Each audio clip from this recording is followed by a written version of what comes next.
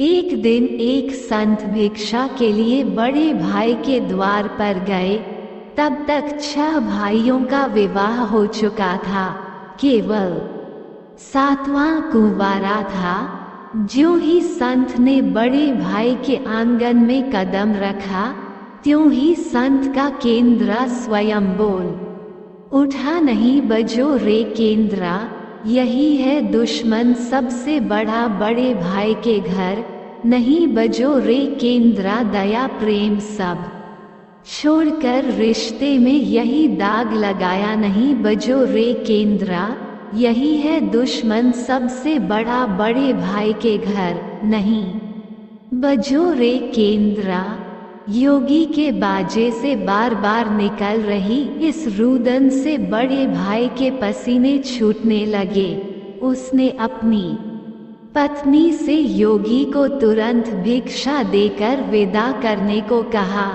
इसी तरह योगी बारी बारी से 6 भाइयों के द्वार पर उपस्थित हुए। उनके आंगन पर कदम रखते ही केंद्रा से स्वयं यही गीत बजने लगता। उन्होंने भी अपनी पत्नी को तुरंत ही कुछ भिक्षा देकर विदा करने को कहा। उनके मन में ये डर समा गया कि यदि इसी तरह योगी का केंद्रा बजता रहा तो उनकी यह पोल खुल जाएगी कि वे अपनी बहन के हत्यारे हैं। अंत में संत 7वें भाई के घर पहुँचे, जो अभी तक कुंवारा था। वह अकेले रहता था। जब योगी उसके द्वार पर उपस्थित हुए, केंद्रा बोल उठा, बजो रे बजो केंद्रा, मेरे सबसे छोटे भाई के घर मन की बात मन में छुपाकर युग युग से रख रहा है। अंतर में बजो रे बजो केंद्रा, यही है मेरे सबसे प्यारे भाई का घर। योगी के केंद्रा से प्यारा और दिलचस्प गीत बजते सुनकर छोटे भाई ने उन्हें सम्मान के साथ अपने घर में बैठने के लिए आसन दिया। तांबूल पान और जलपान से उनका सत्कार किया। इसके बाद केंद्रा के विषय में चर्चा हुई।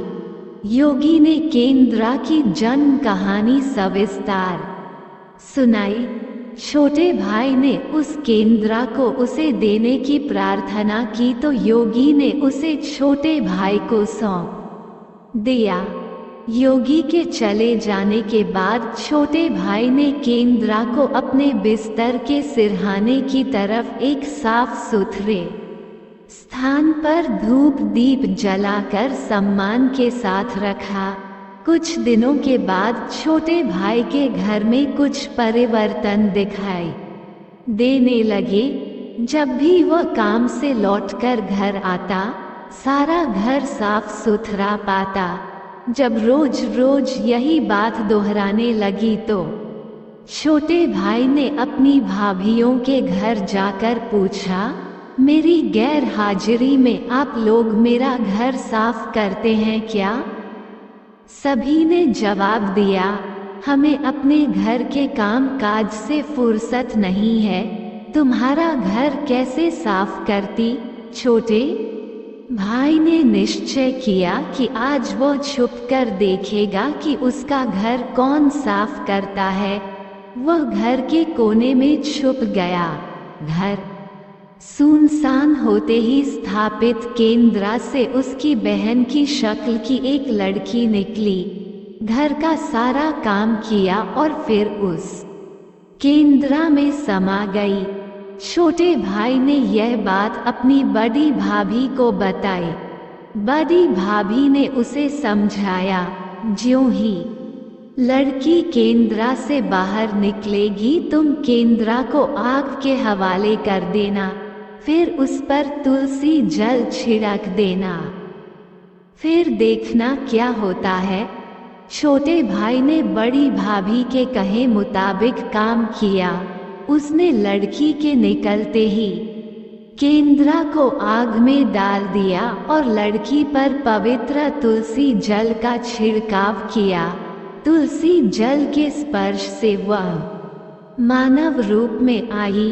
भाई ने देखा ये तो उसकी प्यारी बहन है। उसने अपनी बहन को गले से लगा लिया। उसके बाद दोनों भाई बहन बड़े प्रेम से जीवन बिताने लगे।